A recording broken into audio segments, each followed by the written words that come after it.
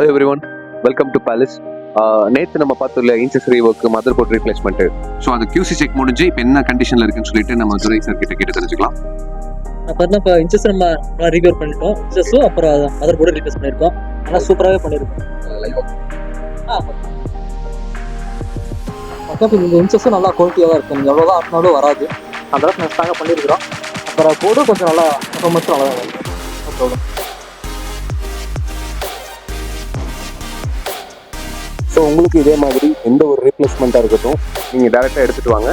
Palies contact பண்ணுங்கள், நாங்கள் பெஸ்ட்டான முறையில் பண்ணித்தரோம். தேங்க்யூ.